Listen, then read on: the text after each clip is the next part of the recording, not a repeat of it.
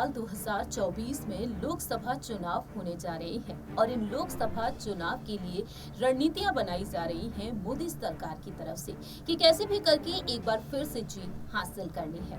लेकिन दूसरी ही तरफ भारतीय जनता पार्टी के खिलाफ रणनीतियां बना रहा है पूरा ही विपक्ष कि कैसे भी करके महागठबंधन करना है। और इन राजनीतिक रणनीतियों के बीच देखा जाए तो कई सामाजिक मुद्दों के चलते, कई राजनीतिक मुद्दों के चलते मोदी सरकार आलोचनाओं का सामना कर रही है। और इन्हीं सामाजिक मुद्दों के बीच देश के प्रथम नागरिक, देश की महामहिम राष्ट्रपति द्रौपदी मुर्मू जी कई अहम ऐलान करती हुई देखी जा रही हैं। नमस्कार, मैं प्रांशी राठौर और आप देख रहे हैं नेक्स्ट 9 न्यूज। दरअसल आपको बता दें कि इन दिनों राष्ट्रपति द्रौपदी मुर्मू जी सूरीनाम और सर्बिया के दौरे पर हैं। 3 दिवसीय सूरीनाम के दौरे पर वह नजर आई, जहां पर उन्हें सर्वोच्च नागरिक अवार्ड से सम्मानित किया गया। वहीं दूसरी ही तरफ अब देखा जाए तो वह सर्बिया पहुंच चुकी हैं और सर्बिया में भी उन्होंने जनसभा को संबोधित किया है। भारतीय समुदाय को उन्होंने संबोधित किया और यहाँ पर उन्होंने खुलकर अपनी बात रखी। लेकिन यहाँ पर आपको बता दें कि राष्ट्रपति द्रौपदी मुर्मू जी से लगातार भारत देश में कई बड़ी मांगे की जा रही हैं। इस वक्त पूरे ही देश भर में महिला पहलवानों का जो मुद्दा है वह काफी ज्यादा गरमाया हुआ है।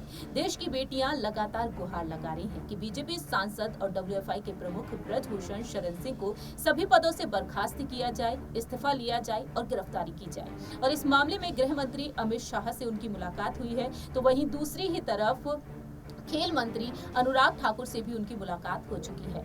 अब देखा जाए तो कार्रवाई तेज कर दी गई है दिल्ली पुलिस की तरफ से और ब्रजभूषण शरण सिंह और महिला पहलवानों के मुद्दे को लेकर अब यहाँ पर मोदी सरकार जल्द से जल्द कड़ा एक्शन ले सकती है। और ऐसे में राष्ट्रपति द्रौपदी मुर्मू जी को भी ज्ञापन भेजे जा रहे हैं कि वह इस मामले में हस्तक्षेप करें। तो पीएम मोदी ने अभी इस मामले में कुछ नहीं कहा है और पीएम मोदी भी कई अहम मुद्दों को लेकर लगातार ऐलान कर रहे हैं। तो आपको जानकारी दे दें कि राष्ट्रपति पद ग्रहण करने के बाद अब राष्ट्रपति द्रौपदी मुर्मू जी पहली राजकीय यात्रा पर हैं। वह विदेश पहुंची हैं और विदेश में वह भारत देश की उपलब्धियों को गिना रही हैं। आपको सुनाते हैं द्रौपदी मुर्मू जी का ये वीडियो और वह सर्बिया में किस तरीके से मंच से अपनी बात रखी हैं भारतीय समुदाय को संबोधित करते हुए। सुनिए जरा। जनता की ओर से आप सभी का हार्दिक अभिनंदन करती हूँ। मैं स्मरणीय इतिहास से पूर्ण देश सर्बिया और खूबसूरत बेलग्रेड में आकर बहुत खुश हूँ। ये मेरी यूरोप की पहली राजकीय यात्रा भी है। Namaste and good evening, dear friends. I bring with me warm greetings from the government and people of India. I am delighted to be in beautiful and historic Serbia and in the charming city of Belgrade. This is also my first state visit to Europe. इस दौरे पर मेरे साथ राज्य मंत्री स्वाति निरंजन ज्योति जी, सांसद श्रीमती रमा देवी जी और भारत सरकार के वरिष्ठ अधिकारी भी आए हैं। On this visit, I am accompanied by Minister of State Sadhvi Niranjan Jyoti ji, Member of Parliament Srimati Rama Devi ji, and senior officials of the Government of India. Bharat और सर्बिया दोनों प्राचीन देश हैं। आधुनिक युग में सर्बिया के साथ भारत के संबंध विशेष रूप से नॉन अलाइंड मूवमेंट के संदर्भ में मजबूत हुई है। बेलग्रेड में महात्मा गांधी, पंडित जवाहरलाल नेहरू और रविंद्रनाथ टैगोर की प्रतिमाएं और नई दिल्ली में जसीफ ब्रज टीटो स्ट्रीट और जोधपुर में टीटो चौराहे इस ऐतिहासिक संपर्क का गवाह है। India and Serbia are both ancient lands. In the modern era, India's relations with Serbia were defined in particular in context of the non-aligned movement. The busts of Mahatma Gandhi, Pandit Jawaharlal Nehru and Rabindranath Tagore in Belgrade and the Josip Broz Tito Street in New Delhi and the Tito Roundabout in Jodhpur stand testimony to that historical connection. मित्रों, भारत और Serbia ने हमेशा एक दूसरे के हितों को समझा है। दोनों देश ने अक्सर प्रमुख क्षेत्रीय और वैश्विक मुद्दों पर अपने विचारों को साझा किया है। India and Serbia have always had a shared understanding of each other's core interests. Our two countries have also often shared perspectives on major regional and global issues. इस द्विपक्षीय संबंधों के आधार पर मैं अपनी यात्रा के दौरान सर्बिया के लीडर्स के साथ बातचीत करने के लिए उत्साहित हूँ। हम इस बात के प्रशंसा करते हैं कि राष्ट्रपति वुचिच ने पूरी प्रतिबद्धता से इस साझेदारी को आगे बढ़ाया है। भारत और उसके लोगों के प्रति उनके युवाओं और सद्भावना की भ्रांति हमारे भी सर्बिया के लोगों के प्रति ऐसा ही भाव है। It is based on this foundation for our bilateral relations that I look forward to interacting with the Serbian leadership during this visit. We appreciate that President Vučić has steered our partnership with great commitment, and we reciprocate his friendship and goodwill for India and its people. मुझे ये बताते हुए प्रसन्नता हो रही है कि हमारे 3 प्रमुख बिजनेस चैम्बर्स ASOCHAM, CII और FICCI का एक हाई पावर बिजनेस डेलीगेशन भी बेलग्रेड आया है। I am also pleased to share that a high-powered Indian business delegation representing 3 of our major business chambers, ASOCHAM, CII and FICCI, are also here during this visit. मुझे यकीन है कि हमारे व्यापार प्रतिनिधि अपने समकक्ष के साथ जो आदान प्रदान करेंगे उससे कृषि, शिक्षा, ऊर्जा, infrastructure, automobiles, food processing, pharmacy और ICT क्षेत्रों में व्यापार और निवेश में वृद्धि होगी।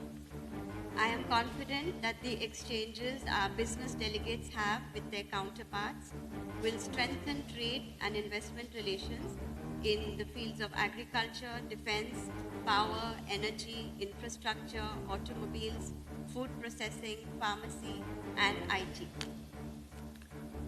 भारत के सस्टेनेबल डेवलपमेंट सहयोग कार्यक्रम में सर्बिया एक महत्वपूर्ण भागीदारी रहा है।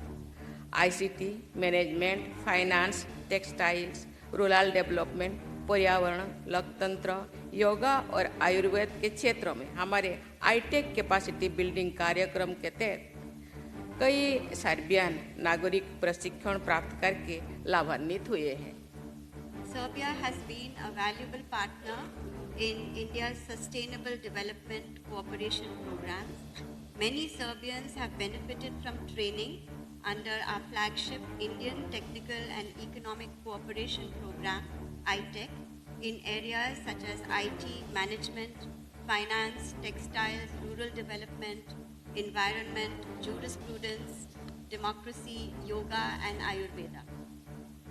मित्रों, मुझे बताया गया है कि भारतीय फिल्में सर्बिया में लोकप्रिय रही है, जो कि हमारे सामने ये बच्चियाँ भारतीय फिल्म के गाने पर यहाँ नृत्य करते हुए देखकर मुझे खुशी हो रही है। और सर्बिया भारतीय फिल्म निर्माताओं के लिए भी एक नई फिल्म डेस्टिनेशन के रूप में उभर कर आया है। कई सर्बियन लोगों का योगा सहित भारत की आध्यात्मिक विरासत के प्रति गहरा लगाव है।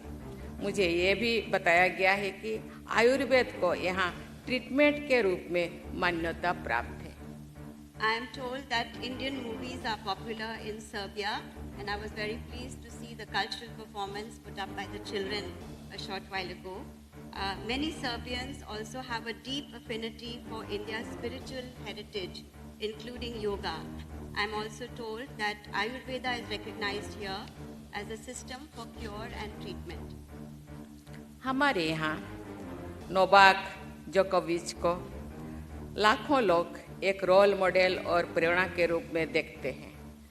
सर्बिया के कई खेल प्रशिक्षक भारतीय एथलीट्स और खिलाड़ियों को बेहतर प्रदर्शन करते हुए देख मदद कर रहे हैं।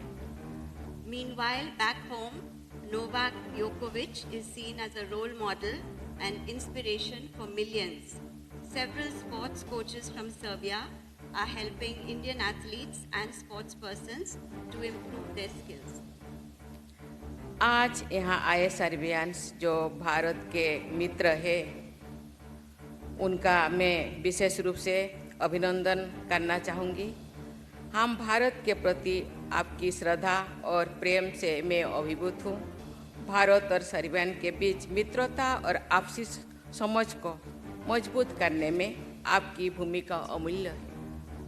I would also like to acknowledge the many Serbian friends of India here with us this evening. We are touched by your admiration and love for India. Your role in strengthening the friendship and understanding between India and Serbia is invaluable. Bharat तेजी से एक अभूतपूर्व बदलाव और transformation के दौर से गुजर रहा है। भारत विश्व के सबसे तेजी से बढ़ती प्रमुख अर्थव्यवस्था है और हमारी जीडीपी 3.5 ट्रिलियन डॉलर्स के करीब है। इस दशक के समाप्त होने के पहले भारत दुनिया की तीसरी सबसे बड़ी अर्थव्यवस्था बनने की राह पर है। India is undergoing a rapid and unprecedented transformation. India is the fastest growing major economy in the world, with a GDP approaching 3.5 trillion US dollars. We are on the way to becoming the world's third biggest economy before the end of this decade. पूरे देश में नई infrastructure का निर्माण तेजी से किया जा रहा है। भारत अपनी स्वतंत्रता के शताब्दी वर्ष 2047 तक एक विकसित देश बनने की अपनी आकांक्षा को लेकर पूरी आत्मविश्वास के साथ आगे बढ़ रहा है। हम बड़े पैमाने पर development, infrastructure, digital, green energy और सामाजिक परिवर्तन के दौर से गुजर रहे हैं।